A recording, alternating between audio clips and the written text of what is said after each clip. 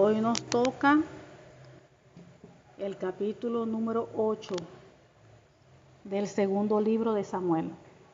El capítulo número 8 del segundo libro de Samuel. Padre amado, Dios Todopoderoso, leemos tu preciosa palabra en el nombre del Señor Jesucristo. Amén. Gloria a Dios. Leemos. Le tiene por título David extiende sus dominios. Después de esto, aconteció que David derrotó a los filisteos y los sometió, y tomó David a Medgamá de mano de los filisteos. Derrotó también a los de Moab, y los midió con cordel, haciéndolos tender por tierra, y midió dos cordeles para hacerlos morir, y un cordero entero para preservarles la vida. Y fueron los moabitas siervos de David y pagaron tributo. Asimismo derrotó David a Hadad-ezer, hijo de Rehob, rey de Soba, al ir a recuperar su territorio al río Éufrates. Y tomó David de ellos 1,700 hombres de a caballo y 30,000 hombres de a pie.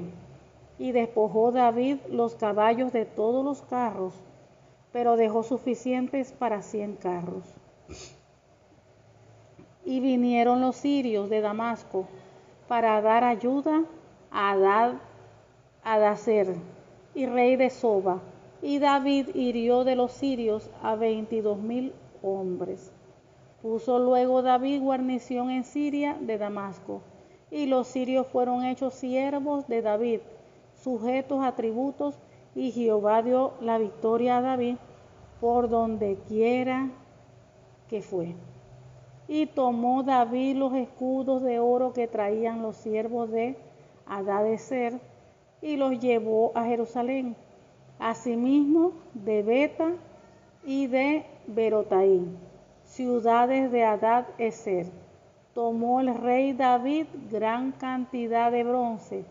Entonces, oyendo Toi, rey de Hamat, que David había derrotado a todo el ejército de Hadadezer, envió Toi a Joram, su hijo, al rey David, para saludarle pacíficamente y para bendecirle, porque había peleado con Hadadezer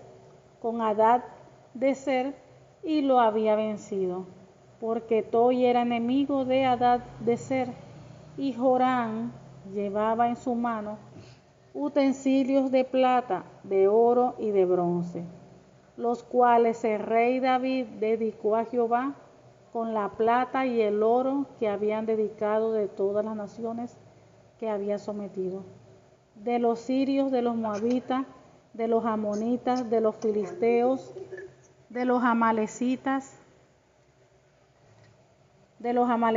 y del botín del Hadadezer, hijo de Rehob,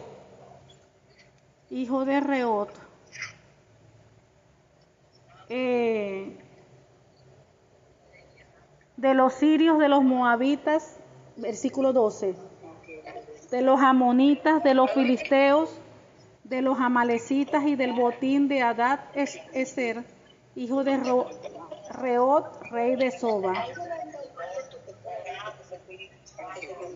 Alguien tiene el micrófono abierto. Ya va. Hay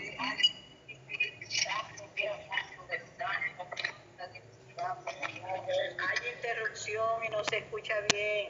14. Así ganó David fama cuando regresaba de derrotar a los sirios. Destrozó a 18,000 edomitas en el valle de la sal, y puso guarnición en Edom. Por todo Edom puso guarnición, y todos los edomitas fueron siervos de David. Y Jehová dio la victoria a David por donde quiera que fue. Y reinó David sobre todo Israel, y David administraba justicia y equidad a todo su pueblo. Joab, hijo de Sarvia, era general de su ejército, y Josafat, hijo de Ahilud, era cronista.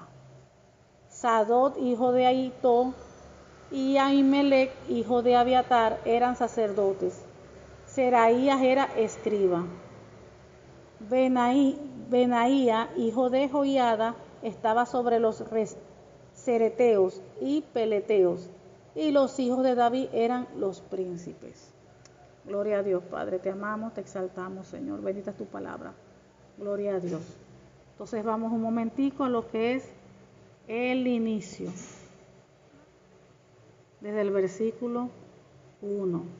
Gloria a Dios. Vemos, dice, bueno, el título: David extiende sus dominios. Después de esto aconteció que David derrotó a los filisteos y los sometió, y tomó David a Metegama de mano de los filisteos. Vamos a recordar quiénes fueron los filisteos. Los filisteos fueron un pueblo que emigró desde Castor, que ellos eran identificados como la isla de Creta, hacia la costa de Canaán. Se les menciona como uno de los descendientes de Castor, hijo de Misraín,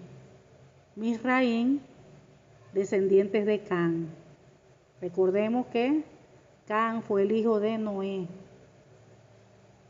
En Génesis 10, versículo 13-14. Entonces ellos llegaron a la zona costera de Canaán y allí establecieron ciudades como Gaza, Ascalón, Gat, Ecrón y Asdod. Seguimos. Entonces dice que después de esto aconteció que David derrotó a los filisteos. Ya vemos que ellos son descendientes. ¿Te recuerdan, no? Que siempre hablamos eso de Can, el hijo de Noé. El hijo de Noé, que él fue el que vio la desnudez de su padre. Está por ahí, por esa descendencia, los filisteos. Entonces después de esto aconteció que David derrotó a los filisteos y los sometió, y tomó David a Met-Gama de mano de los filisteos. Derrotó también David a los moabitas y los midió con cordel, haciéndolos tender por tierra, y midió 2 cordeles para hacerlos morir y un cordero entero para preservarles la vida. Y fueron los moabitas siervos de David y pagaron tributo. Recordemos quiénes fueron los moabitas. Recuerden que los moabitas, Moab fue el hijo de Lot y su hija mayor. De allí dio origen al pueblo de los moabitas. Recuerden que tras la destrucción de Sodoma y Gomorra, las hijas de Lot emborracharon a su padre. Ellas querían asegurar descendencia, porque pensaron que no iban a encontrar esposos. Y de esa relación, que fue incesto, nacieron lo que es Moab, que fue el hijo mayor, que fue con la hija mayor, y después fue con la hija mayor Moab, bueno, ya su hermana menor, que tuvo el hermano de Benjamín, pero en este caso está nombrando aquí a Moab. Entonces ya sabemos que los moabitas vinieron de que era hija de la mayor de Lot y de su hija mayor, de un incesto. Entonces vemos que derrotó David a los moabitas y los midió con corcel. Ya aquí en esta parte, ¿verdad? Aquí está diciendo que él hizo que la gente se acostara en el suelo, en una fila, y con una soga los midió y los separó por grupos. Entonces, ¿qué hizo él? Ejecutó 2 grupos por cada grupo que dejó con vida. O sea, ejecutó, mató, como quieran llamarlo, le quitó la vida a 2 grupos por cada grupo que dejó con vida. Ejecutó a 2 y dejó 1 con vida, un grupo. Y así iba. Los moabitas, a quienes se les perdonó, a ellas se les perdonó la vida, se convirtieron en siervos de David y tuvieron que pagar tributo a él. Asimismo, derrotó David a Adad de Ser, hijo de Renot, rey de Soba, al ir a recuperar su territorio en el río Éufrates. Entonces recordemos aquí el rey de Soba. ¿Cuál era esa ciudad, ese territorio de Soba? Vemos que Soba se refiere a un antiguo reino arameo al norte de Israel, que estaba situado al norte de Israel entre el Éufrates y la región de Damasco. Fue enemigo del rey Saúl, ellos fueron enemigos del rey Saúl y en ese momento del rey David. Entonces vemos que más tarde ya el rey David los venció. Versículo 4. Dice, y tomó David de ellos 1,700 hombres de a caballo y 20,000 hombres de a pie, y desjarretó David los caballos de todos los carros, pero dejó suficientes para 100 carros. 5. Y vinieron los sirios de Damasco para dar ayuda a Hadadezer, rey de Soba, y David hirió de los sirios a 22,000 hombres. Recordemos también quiénes fueron los sirios. Los sirios provinieron del patriarca Aramé, quien era descendiente de Sem. Fíjense, ellos eran descendientes de Sem, hijo de Noé. Y ellos se establecieron en la región del antiguo Aram, que es la zona que ahora conocemos como Siria. El pueblo sirio es también conocido como arameos. Continuamos. 6. Puso luego David guarnición en Siria de Damasco, y los sirios fueron hechos siervos de David, sujetos a tributos, y Jehová dio la victoria a David donde quiera que iba. Ahí estaba diciendo que cuando pusieron guarnición, están diciendo que pusieron guarniciones militares, como decir una estación allí militar, donde estaban allí su gente, sus guerreros allí vigilando. 7. Y tomó David los escudos de oro que traían los siervos de Hadadezer y los llevó a Jerusalén. Asimismo, Beta y de Berotaí, ciudad de Hadadezer, tomó el rey David gran cantidad de bronce. Entonces, oyendo Toi, rey de Amat, que David había derrotado a todo el ejército de Hadadezer, envió Toi a Joram, su hijo, al rey David, para saludarle pacíficamente y para bendecirle, porque había peleado con Hadadezer y lo había vencido, porque Toi era enemigo de Hadadezer, y Joram llevaba en su mano utensilios de plata, de oro y de bronce. O sea, los llevaba como obsequios para el rey David, los cuales el rey David dedicó a Jehová con la plata y el oro que había dedicado de todas las naciones que había sometido, de los sirios, de los moabitas, de los filisteos, de los amalecitas, y del botín de Hadadezer, hijo de Reón, hijo de Soba. Así ganó David fama. Cuando regresaba de derrotar a los sirios, destrozó a 18,000 edomitas en el valle de la sal, y puso guarnición en Edom. Por todo Edom puso guarnición, y todos los edomitas fueron siervos de David, y Jehová dio la victoria a David por donde quiera que fue. Vamos aquí a detenernos un momentito. Aquí estamos viendo, como dijéramos hoy en día, David iba de victoria en victoria, de gloria en gloria y de victoria en victoria, como decimos hoy en día los hijos, las hijas de Dios. Verdaderamente que David iba de victoria en victoria, de gloria en gloria y de victoria en victoria. Pero no podemos olvidar todo lo que David vivió. No podemos olvidar todo el proceso que él llevó. Todo lo que Dios lo hizo vivir, pasar por el proceso, por el desierto, por todo, antes de ser rey de todo Israel.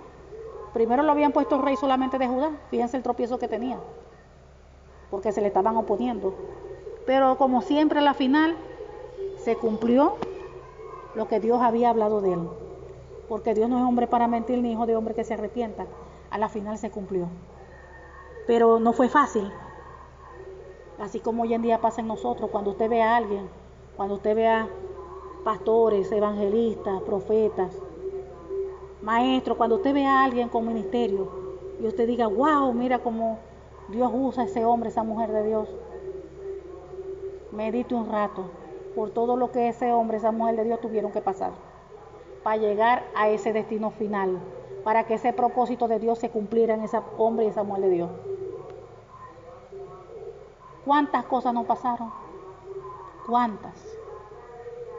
Entonces vemos que Dios, para dar una bendición, primero la persona tiene que pasar por el proceso. Dios la prepara para que la persona esté lista a recibir o a ser usada en lo que Dios le va a darle, que es lo que Dios le va a usar. Vemos también el caso de José, todo lo que pasó José. Mucho proceso José. A la final fue gobernador.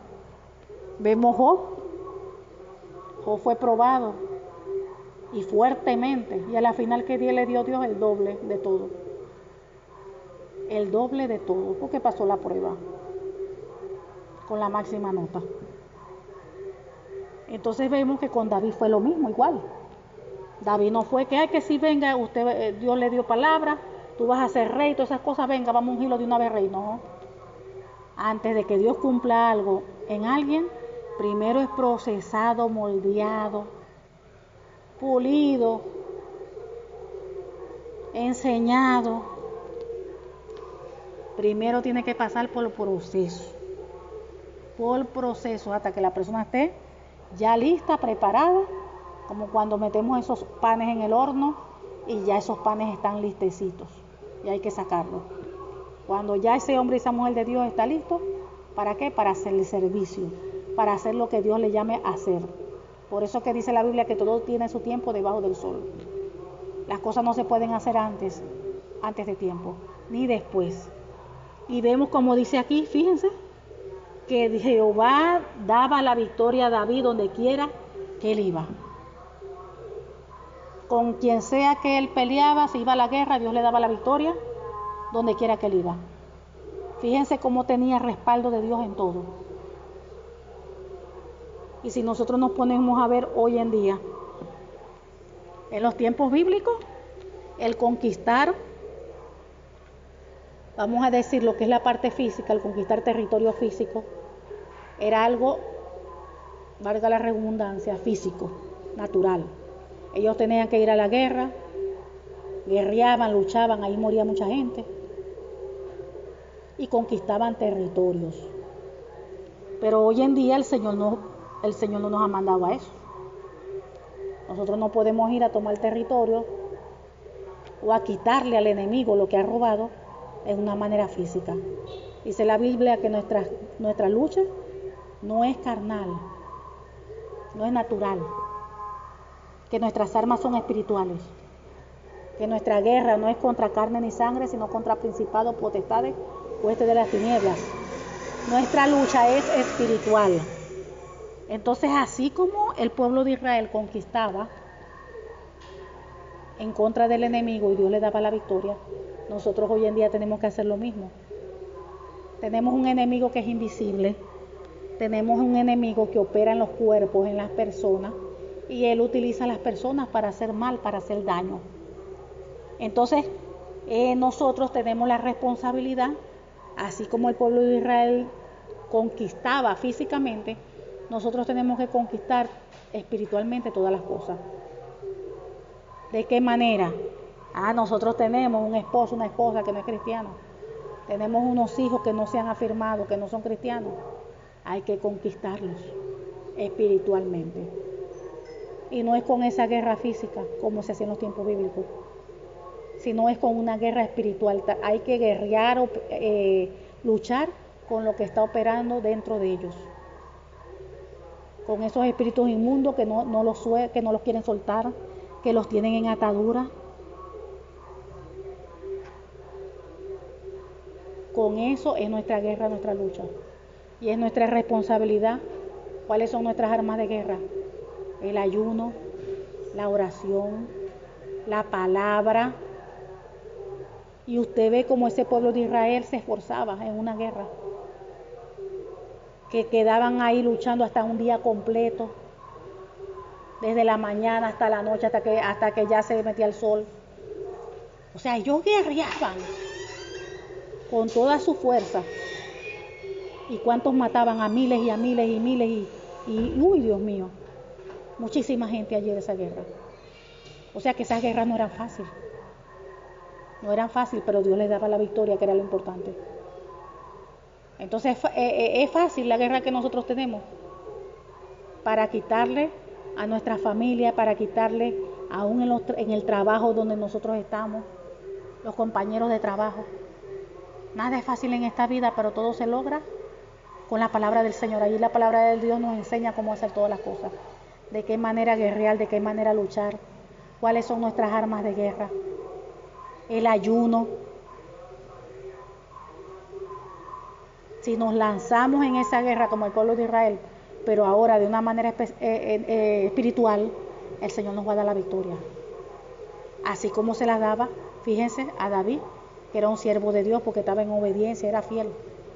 Si usted es una hija de Dios y usted está en obediencia a Dios, sometió a la palabra, haciendo las cosas que Dios quiere que haga, Dios va a estar apoyándole en todo. Dios le va a dar la victoria en todo lo que usted haga, en toda su guerra, en todas sus luchas. Dios le va a dar la victoria, así como se la daba a David. Y vemos el caso contrario, cuando uno no está alineado de la palabra, vemos el caso que pasó con el rey Saúl. Dios lo apartó, Dios se apartó de él, quitó su Santo Espíritu y ya conocen su destino, que murió en la guerra. Entonces Dios nos llama a ser hombres y mujeres que le obedezcan, que le amen, que lo honren, que le sirvan en obediencia, en fidelidad.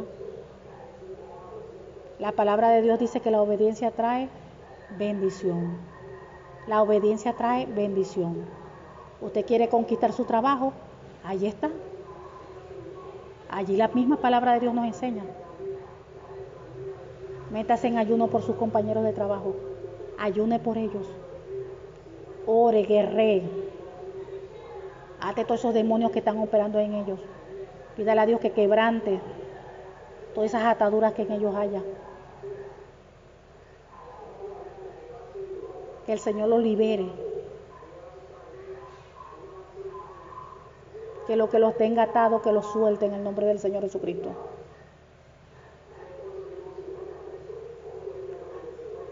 Quitando toda incredulidad, toda ceguera espiritual. Y esa guerra, así como Dios le dio la victoria al rey David, también nos la va a dar a cada uno de nosotros. Pero todo esto es una guerra. Todo esto es una batalla espiritual. Todo esto es una batalla espiritual. Y así como nosotros podemos conquistar aún nuestro propio hogar, nuestro trabajo, la familia, todo. Fíjense que donde quiera que David iba en guerra, allí el Señor le daba la victoria. El Señor lo apoyaba. Pero David era un hombre obediente, un hombre que hacía todo lo que Dios le mandaba y buscaba siempre dirección de parte del Señor. 15. Y reinó David sobre todo Israel. Y David administraba justicia y equidad a todo su pueblo. Joab, hijo de Serbia, era general de su ejército. Y Josafá, hijo de Ahilud, era cronista. Cuando se habla de que era cronista, que era el historiador del reino. Sadot, hijo de Aitot, y Ahimelech, hijo de Abiatar, eran sacerdotes. Seraías era escriba. Benaía, hijo de Joiada, estaba sobre los cereteos y peleteos, y los hijos de David eran príncipes. Cuando se decían que eran los príncipes, era, o sea, que eran líderes. Los hijos de David servían como líderes en su reino. Entonces vemos a David que él estaba administrando bien su reinado. Y administraba, dice, con justicia y equidad a todo su pueblo. Fíjense cómo era un hombre recto, cómo era un hombre que obraba en justicia y administraba con equidad todo su pueblo. Fíjense tú cómo él de verdad que siempre estuvo alineado. Hasta ahora estuvo alineado allí a la palabra. Las cosas que él decidía, las cosas que hacía, eran alineadas a la palabra. Y fíjense cómo Dios en todo lo apoyaba. Dios le daba la victoria. Fíjense eso también. ¿Quién es el que da la victoria en todo? El Señor. O sea que las cosas no se hacen por mi propia fuerza, por nuestra propia fuerza. Ay, no, yo logré esto porque mire, invertí $20,000 y yo lo logré. Hice esto y aquello, me forcé y miren, no. Dios es quien da la victoria. Dios es quien da el que nosotros tengamos la victoria, el emprendimiento en todas las cosas. Se supone que nosotros debemos de poner delante del Señor todo lo que vamos a hacer, porque de Él viene la aprobación, de Él viene la bendición. Nosotros podemos tener mucho dinero y emprender algo, pero si el Señor no aprueba eso, si el Señor no está allí apoyándonos a nosotros, de nada sirve. Es como cuando Dios dice que si Dios no cuida la casa, en vano. Uno paga para poner vigilante, en vano, si Dios él mismo no cuida la casa. Y así mismo en todo. Nosotros hemos estado viendo, hemos estado allí leyendo, cuando el pueblo de Israel se iba a la guerra, ¿y qué hacía ahí?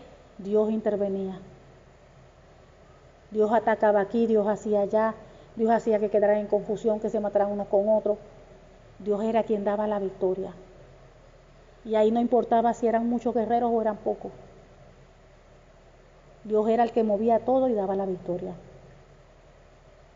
Así como dice ahí que donde quiera que iba David en guerra, ahí Dios le daba la victoria. Porque era el Señor.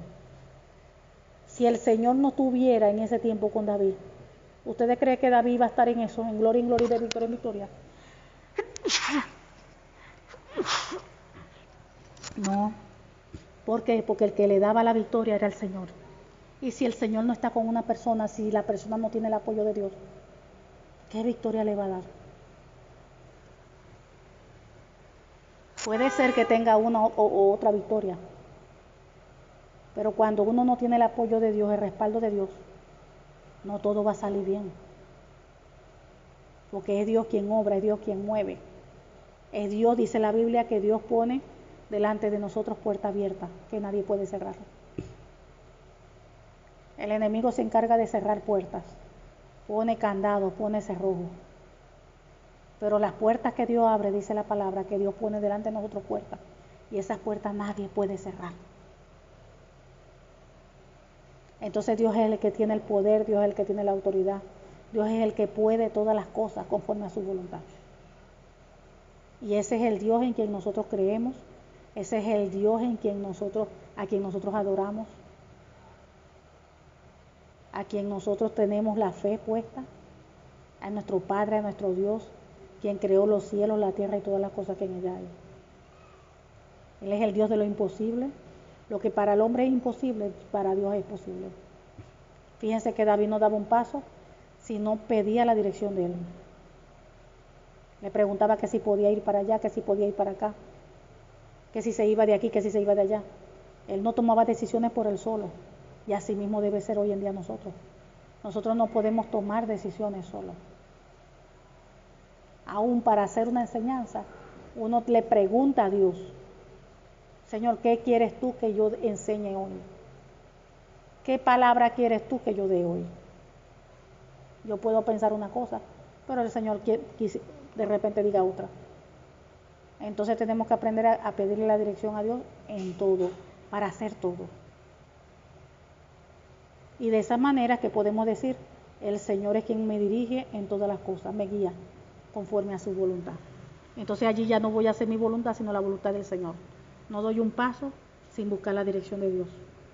No tomo decisión si el Señor no me guía, no me habla, no me muestra. Así mismo era David. Y así mismo debemos hacer nosotros todos los hijos y hijas de Dios. Hoy en día. Tenemos la palabra del Señor, que es el manual de vida de nosotros. Allí buscamos la guía, la dirección. Aparte de que presentamos delante de Dios todas las cosas y buscamos su dirección. Amén. Padre amado, te damos gracias porque tú eres bueno, porque para siempre es tu misericordia. Te pedimos que esta tu palabra produzca fruto en cada uno de nosotros a 100%. Sellamos esta tu preciosa palabra, Padre, en el nombre del Señor Jesucristo, con tu preciosa sangre y el Espíritu Santo de Dios, en el nombre del Señor Jesucristo. Amén y amén. Gloria a Dios.